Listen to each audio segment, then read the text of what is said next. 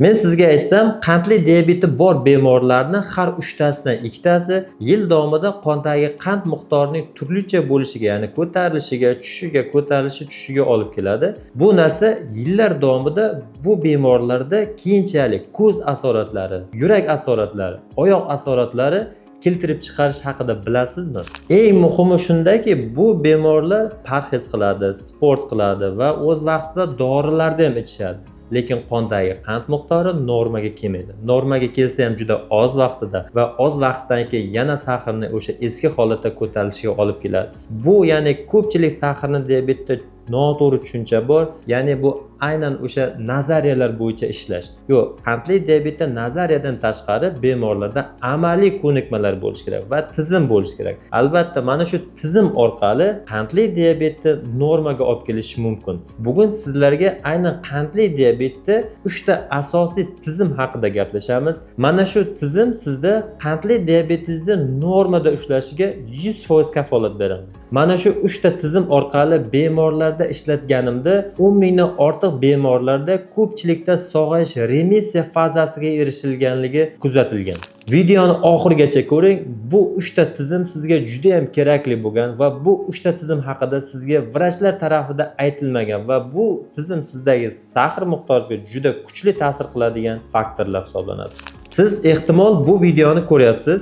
Sizda qandli diabetingiz bor yoki diabet oldi holatingiz bor yoki bu ikkita holat ham yo'q. Siz sog'lomsiz, lekin oila a'zolaringizda kimdadir diabet bor va siz qo'rqyapsiz sahr bo'lib qolishingizdan va siz undan saqlanmoqchisiz. Aynan mana shu videoni ko'rsangiz, sizda to'liq ma'lumot berilgan va bu tizim orqali qanday qandli diabetdan chiqib ketish yo'llari va qandli diabetni nazoratga olib kelish haqida batafsil ma'lumot beriladi. Bu shunchaki nazariya emas, bu amaliyotda ishlatilib kelinadigan asosiy qoidalardan biri hisoblanadi. Qisqacha tanishib qo'yaylik. Men Tursunov Ilyos Iskandarovich, endokrinolog, diabetolog shifokoriman. 5 yildan beri faqat qandli diabet va boshqa endokrinologik kasalliklar bilan shug'ullanib kelmoqdaman. Va shu vaqt ichida 10 mingdan ortiq qandli diabeti bor bemorlarga yordam berib kelmoqdaman. Malakamni Moskva va Sankt-Peterburg shahrida oshirib, Il-yurt umidi stipendiyasi doirasida xalqaro tajriba orttirganman. Eng muhimi, bemorlarimda katta qismida sog'ayish fazasi remissiyasiga olib kelganman. Bundan tashqari ko'pchilik insulin olib keladigan bemorlarda insulindan chiqishiga yordam berganman. Xo'sh, bu qanday sodir bo'ladi? Hammasi mana shu 3ta qoidadan boshlanadi. Birinchi qoida bu ovqatlanish tartibiga e'tibor berishingiz kerak. Ko'pchilik ovqatlanganda uni tartibiga va uni qancha vaqtda, qanday tartibda yeyish kerakligi haqida e'tibor berishmaydi. Ya'ni qandli diabetda siz mana shu 3ta prinsipga amal qilishingiz kerak. Ovqatlanish tartibida birinchi o'rinda ularni ketma-ketligi. Ya'ni qandli diabetda siz birinchi uglevodlardan boshlamasligingiz kerak. Siz birinchi oqsillardan, kletchatkadan va keyin uglevodlardan boshlashingiz kerak. Chunki bu narsalar sizda yeyilayotgan uglevodlaringizni so'ruvchanligini sekinlashtirib beradigan prinsip hisoblanadi. Ya'ni siz kletchatka yedingiz, kletchatka va oqsil sizda oshqozon ichaklaringizda kak parda sifatida uglevodlarga to'sqinlik qiladi va sizda bu so'ruvchanligini pasaytiradi. Kletchatkaga bu nimalar kiradi? Karom bo'lishi mumkin, brokoli karami, bundan tashqari pomidor bo'lishi mumkin, bodring bo'lishi mumkin-da, shvit bo'lishi mumkin, har xil ukroplar bo'lishi mumkin. Bular sizda o'sha so'ruvchanlikda pasaytirib beradi yoki tuxum mahsulotlari, go'sht mahsulotlari bo'lishi mumkin. Ikkinchi ovqatlanish tartibidagi prinsip bu ovqatlanishda porsiyasiga e'tibor bering. Ko'pchilik qandli diabetda bitta o'tirganda ko'p mahsulotlarni yeb qo'yish kuzatiladi. Siz qandli diabetda kam-kam tez-tez ovqatlanishingiz kerak, ya'ni porsiyani kamaytirishingiz kerak. Ya'ni ertalab o'tkazib yubordim, kechga hech narsa yemay, obedda bitta yaxshi plotniy ovqat olsam, shu yetadi degan tushunchadan butkul voz kechishingiz kerak. Siz ertalabki nonushtani albatta qilishingiz kerak qandli diabetda va sizda obedga kechki ovqat ham aniq bo'lishi kerak. Ya'ni qandli diabetda bir mahal ovqatlanib bo'lmaydi. Ya'ni porsiya kam ham bo'lmaydi, porsiyani ko'paytirib ham bo'lmaydi. Me'yorda bo'lishi kerak. Ya'ni porsiyani hajmi sizda tana vazningizdan kelib chiqib albatta belgilanadigan narsa. Siz porsiyani qancha kam yesangiz ham sahringiz ko'tarilib ketishi mumkin. Chunki siz ko'p och qolib ketsangiz ham qondagi qand miqdori jigar tarafidan barqarorlashtirib, naborat ko'payishiga ham sabab bo'lishi mumkin.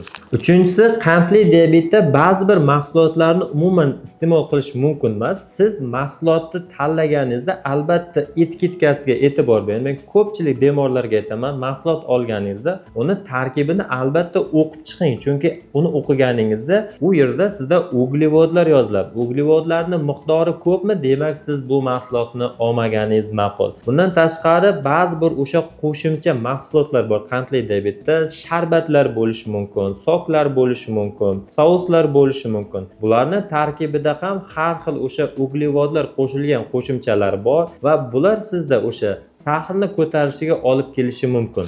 Asosiy prinsiplardan biri ovqatlanish tartibida har bitta yeyayotgan mahsulotingiz albatta etiketkasini o'qib chiqing va unda qancha uglevod saqlashini albatta nazorat qiling va mana shu uglevodlarda albatta un mahsulotlari bo'ladigan bo'lsa, undan tayyorlangan bo'lsa, nav yoziladi. Ya'ni nechinchi sortdan qilinadi, birinchi sort, ikkinchi sort yoki oliy navdan qilingan.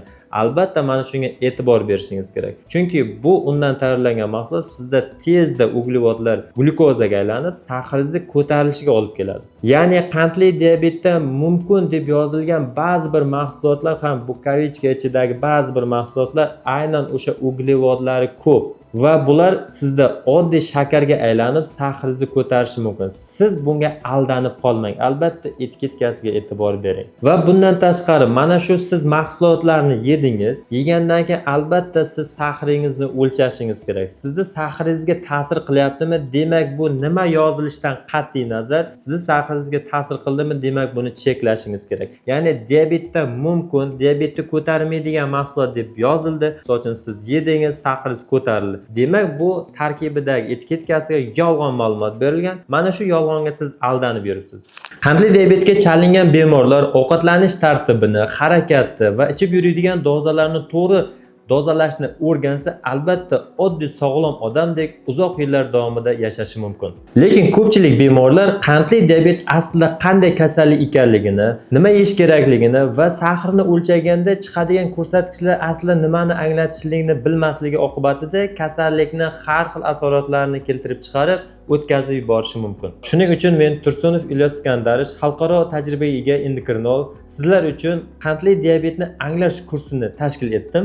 Siz bu kursda diabet haqida to'liq ma'lumotga ega bo'lasiz va siz o'zingiz qandli diabetni nazorat qila olasiz. Kursda siz 36 ta video darslik va oziq-ovqatlarni hisoblaydigan onlayn kalkulyator va shaxsan o'zim bilan yopiq guruhda savol-javoblar va 2 oy davomida har oyda 2 tadan 4 tagacha jonli efirda savollaringizga to'liq javob olishingiz mumkin. Darslik haqida to'liq ma'lumotlar olish uchun quyidagi raqamlar orqali hoziroq ro'yxatdan o'ting. Ikkinchi oltin qoida bu harakat. Harakat bu qandli diabetda tabiiy insulin demakdir.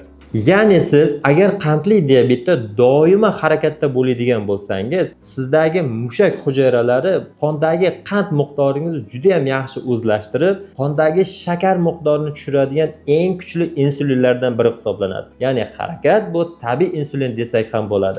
Ko'pchilik savol berishadi, o'sha harakatning qanday plus taraflari bor deb. Harakat albatta qandlida juda ham katta plus bor. Bunga sabab o'sha sizdagi yeyilgan glyukozani qonda prosta aylanib yurishiga yo'l qo'ymaydi mushak hujayralar. Mushak hujayralar bizning tanamizda juda ham katta massani tashkil qiladi. Mana shu katta massa sizda shakarni, ya'ni o'sha sahrni o'zlashtiradigan asosiy katta organligini inobatga olib, siz harakat qo'shadigan bo'lsangiz, ovqat tartibi birinchi qoida va mana shu ikkinchi qoida, oltin qoida harakat bilan birga olib olsangiz, sizdagi shakar miqdori deylik insulinsiz ham, tabletkasiz ham normaga kelishi mumkin. Ko'pchilik xato o'ylaydi, parhez qilyapman, dori ichyapman, sahrim tushishi kerak deb o'ylaydi. Lekin aslida siz jigar ishlab chiqarayotgan glyukozani ham hisobga olishingiz kerak. Ya'ni bu mana shu jigaringiz ishlab chiqarayotgan glyukozani sarflash uchun siz mushaklaringizni ishlatishingiz kerak. Mushaklaringizni ishlatmasangiz, sizdagi o'sha tushgan va ichkarida hosil bo'ladigan shakaringiz sizga hech qayerga ketmaydi. U zapas bo'lib sizda yog' sifatida to'planib turadi. Bu yog' sizda yana obratniy glyukozaga aylanish ehtimoli juda ham katta. Va siz o'zingizda kuzating, parhez qilyapsiz, dori ichyapsiz, lekin harakat qilmayapsiz, sahri tushmayapti. Bu yerda asosiy muammo sizda harakat bilan bog'liq. Harakatni plus qo'shadigan bo'lsangiz, ya'ni kuniga 30 minut davomida oddiy yengil sport bilan shug'ullanish, hatto bir sport bilan shug'ullanmasangiz ham yarim soat davomida piyoda yuring. Bu sizda sahringiz tushishiga juda ham yaxshi foyda beradi. Uchinchi asosiy qoidalarni esdan chiqarmang, bu uyqu va stress. Mana siz qandli diabetsiz, siz adekvatniy qandli diabetga rioya qilyapsiz, ya'ni o'sha parhez qilyapsiz, sport qilyapsiz-da, lekin shunda ham sahringiz tushmayapti. Chunki sizda uyqungiz yaxshi emas va siz doimo stress bilan yurasiz. Stress bilan uyqu juda ham bir-biriga chambarchas va bular sahrga ta'sir qiladigan asosiy ikkita kuchli faktorlardan biri. Ya'ni siz yaxshi uxlamasangiz, sizda kechasi o'sha ishlab chiqariladigan ba'zi bir gormonal fonga ta'sir qiladi. Uyqu gormoni o'sha melatonin bo'lishi mumkin-da, o'sish gormoni, somatotrop gormoni, stress gormonlari kortizol, bundan tashqari yana ba'zi bir jinsiy gormonlar. Bular sizdagi qondagi qand miqdoringizni tartibda ushlab turadigan asosiy gormonlar hisoblanadi. Mana siz o'sha parhez qilsangiz ham, dori ichyapsiz, harakat qilyapsiz, lekin siz uyquni me'yorga olib kelmasangiz, bu gormonlar sizda ikkilamchi sahringizni ko'tarishiga olib keladi. Va bundan tashqari siz doimo asabiylashish tabiiy hol uyqungiz buzilganda. Va bu asab sistemasi bizlarda o'sha adrenalin, noradrenalin, bundan tashqari kortizol gormonlari, stress gormonlari siz jigaringizda yana ortiqcha shakar ishlab chiqarishiga olib keladi. Shuning uchun siz mana shu ikkita oltin qoidaga uchinchi oltin qoidani ham, ya'ni uyqungizni normallashtiring. Nima ishlashdan qat'iy nazar siz uyqungizni tartibga olib kelishingiz kerak. Chunki siz birinchi navbatda sahrda o'ylashingiz kerak. Siz ish faoliyatingiz sizni sog'lig'ingizga ta'sir qilyaptimi? Albatta siz uni o'zgartirishingiz shart. Chunki qandli diabet sizda ayamasdan har xil asoratlarni chaqirishi mumkin. Va bundan tashqari siz asab sistemangizni o'zingizdan kontrol qilishga odatlaning.